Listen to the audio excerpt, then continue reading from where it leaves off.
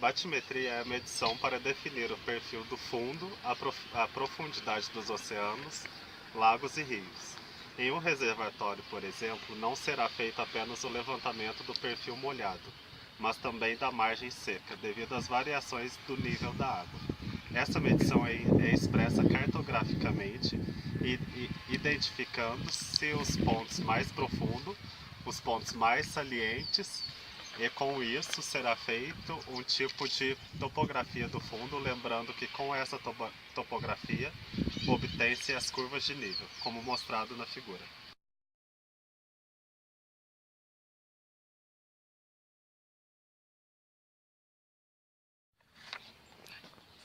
Então, para realizar a batimetria, é necessário escolher a seção transversal, analisar o fundo, e também é interessante que o medidor, a pessoa que vai fazer a medição, ela faça uma análise antes dessas medições, seja passando dentro do rio, a pé, para ver se nenhuma pedra, se nenhum objeto vai atrapalhar a medição e interferir nos resultados. Se perceber que o fundo é bem irregular, ali pode ser um bom local de medição. Após a escolha de seção, então vamos considerar essa como um exemplo, deve-se fincar as estacas na margem direita e esquerda. É interessante que essas estacas elas sejam fincadas no limite de 10 centímetros acima do ponto da superfície que toca a margem. Entre essas duas estacas vai unir uma corda. Entre elas, essa corda ela tem que ser graduada, como se fossem verticais de medições dos níveis da água e das alturas. Essa graduação ela pode ser feita através de fitas, de marcos ao longo dela ou até mesmo através de uma tena colocada. Essa graduação, o número de graduações nessa corda vai depender do comprimento da superfície, da largura do rio, bem como o interesse de medição. Para um estudo mais detalhado, é interessante que sejam dispostos mais verticais ao longo do perfil e, se quiser um detalhe menos detalhado, menos altura. Então, se eu tiver um rio de uma largura de 10 metros, é interessante colocar verticais separadas de 1 em 1 metro ou então de meio em meio. Deixa eu ver agora. Então, a batimetria ela tem que ser feita com a ajuda de uma outra pessoa, de modo que esta pessoa fique com o caderno, um bloco de anotações na margem, em que todos os detalhes, as informações realizadas ao longo desse trecho sejam imediatamente anotadas. Também deve-se traçar à mão o perfil longitudinal, marcando o zero, que é o início das medições, até o final. Então, a pessoa a fazer a medição, ela vai estar dentro do rio, de modo que ela seja feita do início do zero, da margem esquerda e da margem direita, dependendo do objetivo de estudo. Essa pessoa tem que ficar jusante da corda, do sentido do rio, de modo que não atrapalhe o escoamento e que não interfira nos resultados. Se ele ficar montante, pode causar turbulências e outros movimentos que não vai validar os resultados ou provocar valores muito distintos. Ele deve começar a medição a partir de zero, de modo que ele passe por todas as verticais. Na vertical, ele vai pôr uma régua graduada, fazer essa leitura da altura da água, da altura do nível da água, de modo que ele consiga ver aonde que a água está batendo, de modo claro que não haja uma interferência da superfície ou de qualquer outro fator.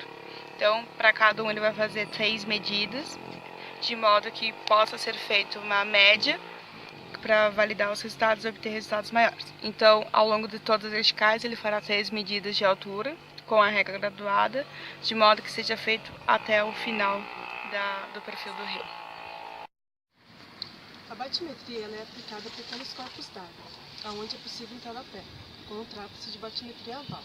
Geralmente, por questão de segurança, nunca faça a medição sozinho, pois pode ocorrer acidentes em determinadas lâminas d'água. Muitas vezes isso ocorre porque a pessoa que está realizando a medição perde totalmente a noção de espaço, volume e tem a sensação de que está de pé, sendo que está deitado, ou de que está deitado achando que está de pé. Geralmente, um ponto para saber se é seguro ou não é ter a água no nível da cintura. Acima da cintura é necessário fazer o uso de coletes para, se caso ocorrer incidentes como escorregar e cair. Então, para exemplificarmos como é feito a prática de batimetria, nós escolhemos um trecho de um canal para fazer essa demonstração. Nós ficamos 2 estacas, numa margem e na outra. Ao longo dela amarramos uma corda graduada. Essa graduação, a nossa escolha foi de meio metro, com fitas ao longo dela.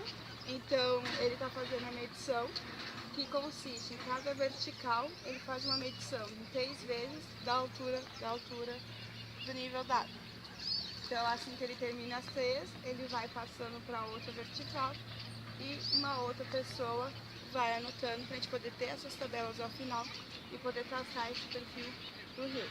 Então conforme ele vai indo ao longo das verticais, quando ele chegar na última, para esse processo. E esse processo ele é feito ao longo da corda graduada, que depende do rio, do tamanho do trecho que você tem e da sua escolha.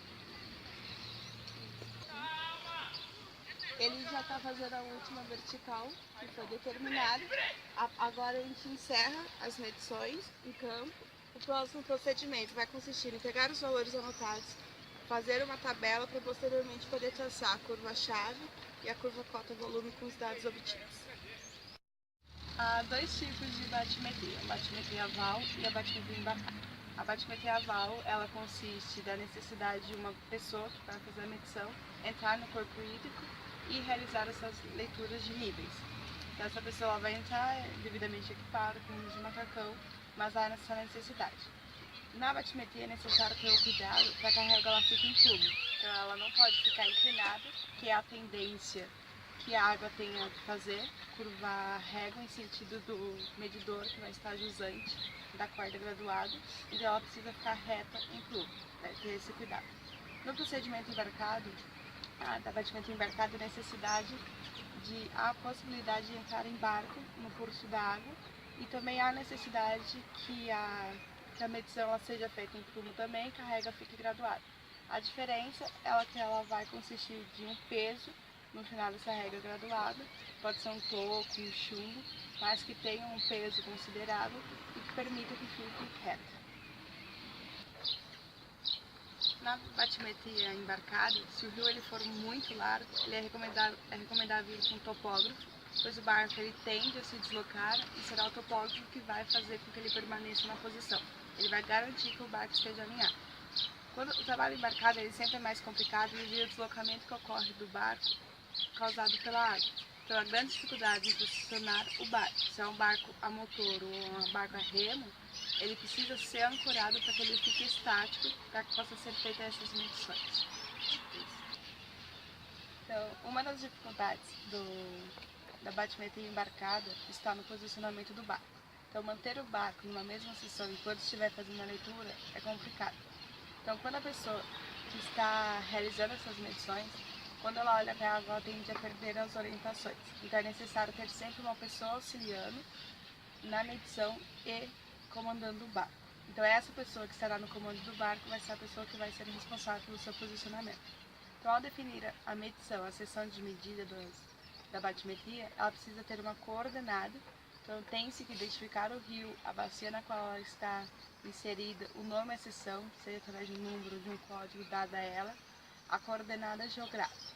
Porque para se fazer para formar um banco de dados, é necessário que essa medição seja feita por um período de 1 ano. Então tem que voltar ao local e continuar realizando essas medições. Por isso a importância dessas informações geográficas. E ao longo desse 1 ano vai permitir que a vazão e a altura elas sejam relacionadas através de uma equação de correlação, que vai ser obtida uma equação curva-chave, que relaciona a vazão com a altura, ou a curva cota-volume, que relaciona a vazão com a cota. Os equipamentos necessários para fazer a batimetria aval é as estacas, que vão ser fixadas nas margens, direita e esquerda, o martelo, para poder fixar as estacas, a corda graduada, que vai ser passada de um lado ao outro da margem, a fita crepe, que vai ser utilizada para fazer as marcações na corda, a régua graduada, que vai ser utilizada para graduar a corda e também para fazer a medição da profundidade. E, por último, o papel e a caneta para poder anotar os dados obtidos ao longo das medições.